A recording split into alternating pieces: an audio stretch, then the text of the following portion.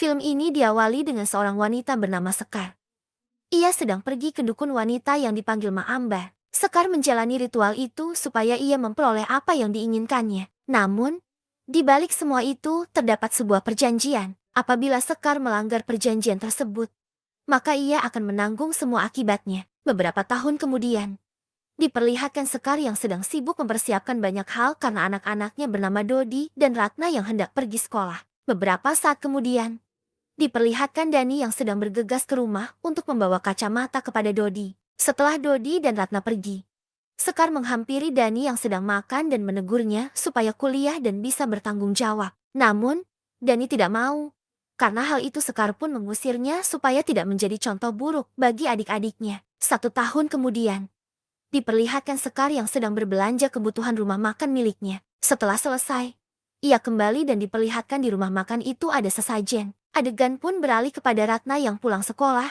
Ia dijemput oleh pacarnya bernama Bram. Kemudian diperlihatkan juga Dani, yang sekarang sudah bekerja di bengkel motor. Ia menerima gaji yang diberikan oleh bosnya, dan ia sangat bersyukur. Malam pun tiba, diperlihatkan Dodi yang sedang belajar dan Ratna yang sedang asyik berkirim SMS dengan pacarnya. Dodi meminta Ratna untuk mengambil minum karena ia haus, namun Ratna menolak dengan alasan sibuk. Tetapi, saat Dodi hendak ke dapur, ia melihat sosok hitam yang sedang berjalan dan tiba-tiba berada di belakangnya. Hal itu membuat Dodi terkejut dan memanggil kakaknya. Ratna pun dengan kesal pergi mengambil minuman untuk Dodi. Keesokan harinya, Ratna pulang dari sekolah dan menemui ibunya di rumah makan. Ia membawa surat pemberitahuan tentang uang sekolahnya. Kemudian ibunya memberikan makanan dan menyuruhnya pulang ke rumah. Namun, ada masalah baru yang muncul, yaitu setiap kali orang lewat di depan rumah makan milik Sekar, mereka terlihat menjauh dan pergi karena aroma busuk. Kemudian, seorang laki-laki bernama Bismo lewat dan ia dihentikan oleh pelayan di rumah makan milik Sekar yang bernama Rodia, serta mengajaknya untuk membeli makan. Bismo kemudian mengatakan ada yang aneh dengan rumah makan ini. Di luar terlihat kusam dan kotor. Hal itu membuat Sekar terkejut. Tetapi Rodia, yang berada di tempat itu, tidak menyadarinya dan mengatakan bahwa rumah makan tersebut bersih dan rapi. Pada malam harinya, Sekar pun pergi ke rumah dukun wanita yang pernah membantunya. Namun sayangnya, dukun itu telah meninggal. Adegan pun beralih ke Dodi yang sedang menonton televisi. Ia terkejut dengan kedatangan ibunya yang hanya berjalan melewatinya tanpa berkata apapun. Ketika ia memperhatikan ibunya, ia tidak melihat bayangan sama sekali. Hal itu membuatnya berlari menuju Ratna dan memberitahukan apa yang ia lihat. Ketika mereka ingin pergi memastikan, tiba-tiba terdengar suara ketukan pintu. Dan ternyata ibu mereka datang. Hal itu membuat Ratna marah kepada Dodi dan merasa kesal. Ketika Sekar tertidur, ia bermimpi seluruh tubuhnya kesakitan. Tiba-tiba, lampu padam dan terlihat sosok yang keluar dari lemari serta mencekiknya. Namun, ternyata itu hanya mimpi yang membuat Sekar terbangun dalam ketakutan. Keesokan paginya, Sekar pergi ke sekolah Ratna untuk meminta keringanan waktu pembayaran uang sekolah anaknya. Namun, ternyata uang sekolah Ratna telah dibayar oleh Dani.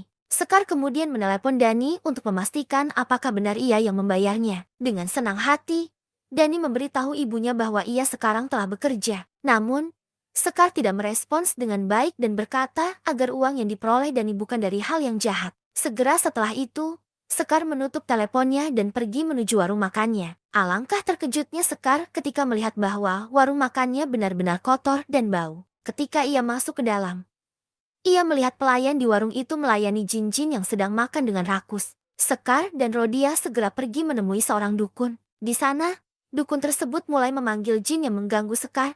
Namun dukun itu terluka parah karena ilmunya tidak mampu melawan jin tersebut. Dukun itu pun meminta Sekar untuk mencari dukun lain yang lebih hebat. Kemudian, Sekar ditemani Rodia pergi menuju sebuah rumah tua. Sekar masuk sendiri ke dalam rumah tersebut. Namun tidak ada orang di dalamnya. Tiba-tiba, seseorang muncul dari belakangnya. Ketika Sekar berbalik, ia berteriak dan menjerit ketakutan. Adegan pun beralih ke Ratna yang sedang berada di kos milik pacarnya, Bram. Dengan penuh hasrat, memaksa Ratna untuk bersetubuh. Namun Ratna marah dan pergi meninggalkan Bram. Malam harinya, diperlihatkan Sekar yang ditemani Rodia kembali ke rumah. Sekar berjalan dengan tatapan kosong, tanpa memperhatikan kedua anaknya. Kemudian diperlihatkan Sekar sedang membasahi tubuhnya dengan air karena ia merasa kepanasan. Kedua anaknya berusaha menghentikannya dan membawanya ke kamar tidurnya. Di sana, terlihat kulit Sekar melepuh. Dan Ratna memberinya makan. Namun Sekar memuntahkan darah. Dodi yang ketakutan disuruh oleh Ratna untuk menelepon Dani. Namun telepon itu tidak diangkat karena Dani sedang sembahyang. Ratna mulai panik karena Sekar batuk-batuk dan mengeluarkan darah. Sementara Dodi kesurupan. Tiba-tiba, lampu padam, dan dari sudut yang gelap, Nyai Wengi memperhatikan apa yang dilakukan Ratna. Setelah beberapa kali menelepon, akhirnya Dani mengangkat telepon dari Ratna dan segera menuju ke sana. Ratna pun segera pergi ke tempat Bu Rodiah untuk meminta bantuan. Setelah mereka bertemu dengan Dani, mereka segera bergegas menuju rumah. Alangkah terkejutnya mereka ketika melihat Sekar sedang memandikan Dodi dengan alasan karena merasa panas. Dani dengan sigap menahan ibunya dan membawanya ke kamar untuk beristirahat. Keesokan harinya, Bram datang menemui Ratna dan mengancamnya dengan menunjukkan foto mereka berdua. Bram berusaha mencium Ratna, namun Dani datang dan menghajarnya serta mengusir Bram. Kemudian, Sekar menceritakan masa lalunya kepada Dani, Ratna, dan Dodi. Ia menjelaskan bagaimana ayah mereka meninggal, yang membuatnya harus mengambil jalan yang salah dengan meminta bantuan dukun, agar warungnya laris, serta dapat membiayai mereka bertiga. Ketika mereka sedang sedih, Dodi melihat seseorang datang dan memberitahukan kepada Dani. Namun, ketika Dani memastikan, pintu kamar tiba-tiba tertutup. Sekar pun kesurupan dan melukai dirinya sendiri, membuat anak-anaknya ketakutan. Dengan sigap, Dani membawa kedua adiknya keluar dan mengunci ibunya di dalam kamar. Namun, akibat kejadian itu, Sekar terluka di bagian kakinya dan menangis kesakitan. Keesokan harinya, Dani mengajak ibunya untuk beristirahat, dan mereka bertiga pun sembahyang. Namun, di sela-sela kehusyukan itu, Sekar terbangun dan berteriak-teriak kelaparan. Mereka pun mengikat Sekar, baik di tangan maupun di kakinya, supaya ia tidak melakukan hal-hal aneh. Pada malam harinya, seorang pria dewasa bernama Meng Dayat datang. Mereka pun melakukan tahlilan. Namun, apa yang mereka lakukan tidak berarti. Dan jin yang merasuki tubuh Sekar mengejek mereka. Dengan segera, Pak Ustadz mendekati Sekar dan berdoa. Tetapi Ustadz tersebut terangkat dan terhempas hingga tewas. Hal tersebut membuat semua orang ketakutan, dan Dani segera menutup kamar. Adegan beralih ke Bu Rodiah yang sedang menuju rumahnya. Tiba-tiba, jin yang disebut Nyai Wengi menampakkan dirinya. Bu Rodiah yang ketakutan segera masuk ke dalam rumahnya. Namun naas, ia dibunuh oleh jin tersebut. Keesokan harinya, Dani, Ratna, dan Dodi, dibantu oleh beberapa orang, pergi ke desa ujung untuk menemui Kiai Bagja guna mengobati Sekar. Sesampainya di gapura desa, mobil mereka mogok, sehingga mereka terpaksa menggotong Sekar menggunakan tandu. Di tengah perjalanan, mereka berhenti untuk melakukan salat maghrib. Setelah salat, mereka terkejut karena Sekar hilang, membuat mereka berpencar untuk mencarinya. Pak Angga dan Nizam menemukan Sekar yang telah kesurupan. Namun sayangnya, mereka diserang oleh Sekar hingga tewas. Beberapa saat kemudian, Dani beserta Meng Dayat menemukan jasad Pak Angga dan Nizam yang sudah terbujur kaku,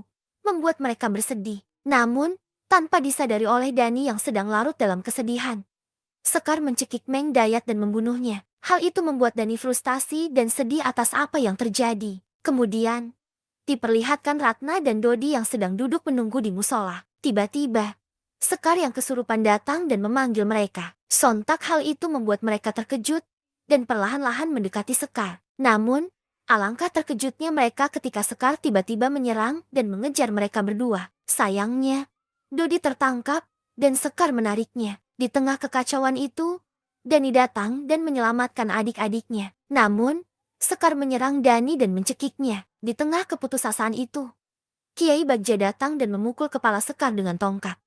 Kemudian segera membawa mereka ke pesantren miliknya. Kiai Bagja kemudian menjelaskan kepada mereka apa yang terjadi pada ibu mereka, dan memerintahkan mereka untuk mengusap wajah dengan air yang dia berikan. Hal itu membuat mereka terkejut karena ternyata yang ada di depan mereka adalah jin, membuat mereka ketakutan. Kiai Bagja memerintahkan Dani untuk mengambil kelapa tunggal dan tanah dari kuburan dukun yang memasang jimat pada ibu mereka. Dani pun berpamitan kepada adik-adiknya dan menitipkan mereka kepada Kiai Bagja. Namun, sebelum kepergiannya, Kiai Bagja memberikan botol berisi air doa agar Dani dapat menggunakannya jika diganggu jin. Dani pun pergi menggunakan mobil dan beberapa saat kemudian tiba di kuburan Mak Ambar. Dengan segera, Ia mengambil tanah kuburan tersebut. Namun tiba-tiba ada suara yang memperingatnya agar tidak melakukannya. Karena nanti ia akan celaka. Meski begitu, Dani tetap melakukannya. Meskipun tanah itu dipenuhi oleh ulat, ia tetap mengambilnya. Tiba-tiba, ia dikelilingi oleh pocong-pocong yang mengerikan. Dalam keadaan panik, Dani mengambil botol yang diberikan Kiai Bagja dan menyiramkannya di kuburan Mak Ambar. Seketika, pocong-pocong itu lenyap dan menghilang. Di tengah perjalanan, Dani terlihat putus asa. Ia menghentikan mobilnya dan terduduk menangis.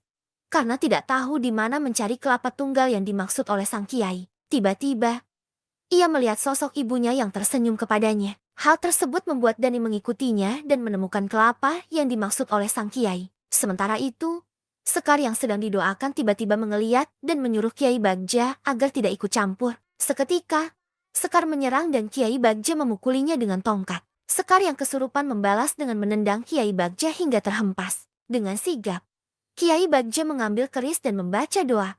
Dan pertarungan sengit pun terjadi antara mereka berdua. Sekar yang terhempas tidak bergerak sama sekali.